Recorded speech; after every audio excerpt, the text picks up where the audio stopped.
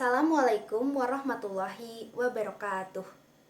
Perkenalkan, nama saya Abdi Sugilar dari kelas 11 MIPA 6 KBC. Di sini saya izin untuk mempresentasikan hasil dari karya tulis ilmiah yang telah saya susun.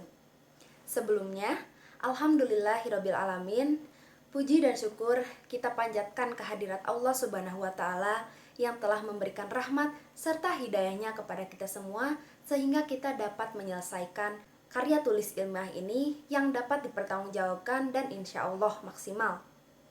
Sholawat serta salam semoga selalu tercurahkan kepada junjungan kita Nabi Muhammad Sallallahu Alaihi Wasallam. Beliau adalah sebagai suri tauladan yang sempurna bagi kita semua. Sebagai tanda syukur atas terselesaikannya penulisan karya tulis ilmiah saya yang berjudul Kondisi dan Perkembangan Sosial Anak Terkait Perceraian Orang Tua, maka pada kesempatan ini saya ingin mengucapkan rasa terima kasih banyak kepada Ibu Susi Herdanti selaku guru mata pelajaran Bahasa Indonesia yang telah memberikan arahan dalam pembuatan karya tulis ilmiah saya. Berbicara mengenai keluarga, membentuk keluarga yang harmonis adalah suatu tujuan inti dalam berumah tangga. Sesuai dengan latar belakang permasalahan, untuk mencapai rumah tangga yang sejahtera, diperlukan adanya kepercayaan, kerjasama, dan saling pengertian antara suami istri tanpa adanya perselisihan yang terjadi. Kehidupan seseorang akan berubah setelah memasuki gerbang pernikahan. Dan perubahan itu terjadi pada peran, sikap, status, tanggung jawab, serta aktivitas yang dilakukan beragam reaksi akan timbul dari perubahan yang terjadi setelah pernikahan. Sebelumnya, adapun definisi-definisi menurut para ahli. Yang pertama, menurut Omar, perceraian merupakan upaya untuk melepaskan ikatan suami istri dari suatu perkara yang disebabkan oleh alasan tertentu, atau bisa juga disebut sebagai jalan keluar karena sudah tidak ada lagi jalan lain untuk memperbaiki masalah hubungan suami istri. Yang kedua, menurut George Leviger, perceraian itu adalah suatu tindakan ataupun faktor-faktor yang mendorong suami istri untuk meretakkan hubungannya. Lalu selanjutnya ada rumusan problematika yang terjadi pada pernikahan yang mengakibatkan perceraian sah, yaitu salah satu pihak melakukan perbuatan zina. Yang kedua, salah satu dari pasutri mabuk setiap saat. Dan yang ketiga, salah satu dari pasutri menjadi pecandu narkoba, serta hal-hal lainnya yang sukar untuk disembuhkan. Anehnya, banyak sekali dari orang tua yang menganggap perceraian hanya berdampak pada relasi mereka saja. Tapi sebenarnya, lebih daripada itu, dampak yang paling besar terjadi adalah pada psikologi anak.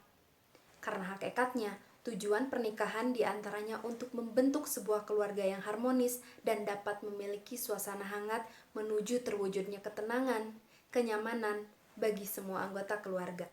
Maraknya fenomena perceraian ini juga terjadi pada banyak daerah ataupun kota di seluruh penjuru negeri, khususnya di kota maupun Kabupaten Sukabumi. Kasus perceraian di Kabupaten Sukabumi belakangan ini menembus kisaran 5.000 kasus. Pasangan suami istri yang lebih memilih bercerai seiring dampak dari wabah COVID-19 yang telah mengganggu perekonomian mereka. Padahal, pilihan perceraian itu bukanlah suatu solusi yang seharusnya pasangan suami istri itu dapat bermusyawarah untuk membuka pikiran dan mendapatkan solusi yang terbaik. Menurut analisis data yang telah saya dapatkan dan saya simpulkan, begitu banyak faktor yang mempengaruhi adanya perceraian di antara keluarga yang ada. Seperti yang pertama ada perbedaan prinsip, yang kedua ada kekerasan, yang ketiga ada perselingkuhan, yang keempat ada kecanduan alkohol, kecanduan narkoba. Hal itu juga termasuk alasan untuk digunakan oleh para pasangan ketika ingin bercerai. Lalu yang kelima ada perekonomian atau kurangnya dalam keuangan. Lalu yang keenam ada miskomunikasi yang ada di antara pasutri. Dan yang terakhir adanya hawa nafsu untuk melakukan seks bebas.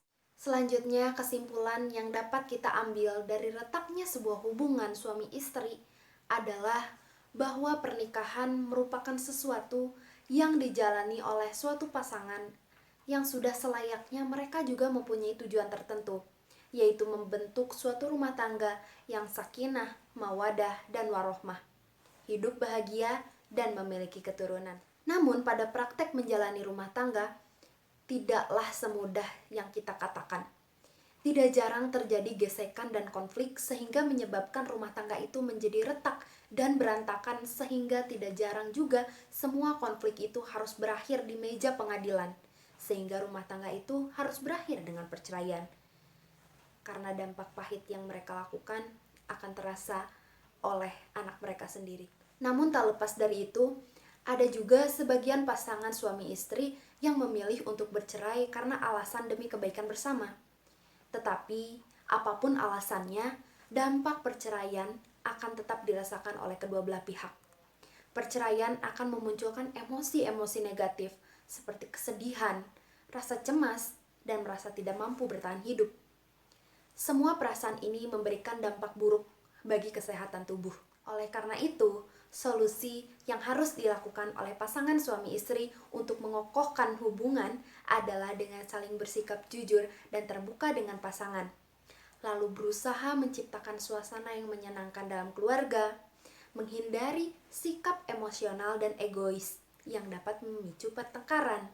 Lalu selanjutnya, membuat komitmen jangka panjang dengan pasangan, serta yang terakhir, mengutamakan kebersamaan dalam keluarga. Sekian pemaparan presentasi karya ilmiah yang dapat saya sampaikan. Semoga bermanfaat dan tentunya kita dapat mengambil hikmahnya. Mohon maaf bila ada kata-kata yang kurang berkenan, dan terima kasih banyak atas segala perhatiannya. Wabillahi taufik wal hidayah. Wassalamualaikum warahmatullahi wabarakatuh.